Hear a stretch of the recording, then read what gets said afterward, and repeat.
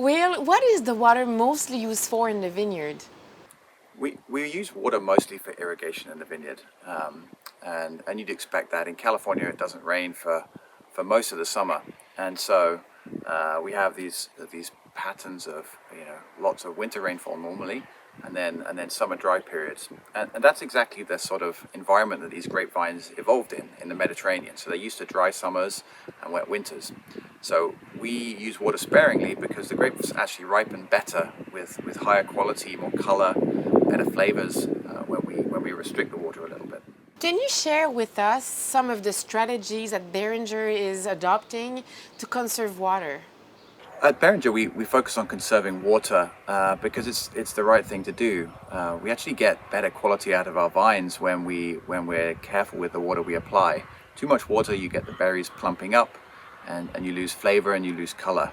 So we drip apply water, so just a few drips underneath each vine. That makes our losses to evaporation and things as low as possible.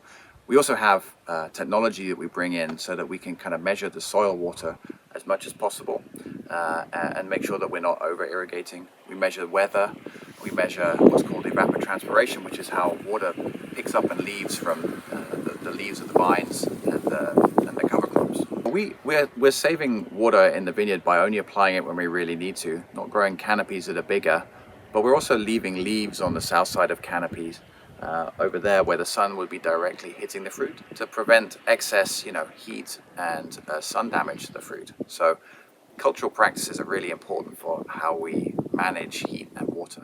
Drought is becoming more and more of a problem in your region. What proactive actions do you take at Beringers to be able to adapt to those conditions?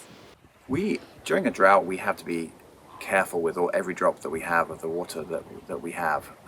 So we need to plan ahead. That's key. So we know not to over irrigate at the beginning of the season. We know that we have to disc and mow on time and early in order to make sure that we minimize the competition of the cover crops with the vines. We also don't want to grow a canopy that's too big. Otherwise, we end up having to water that a lot more later on in the season.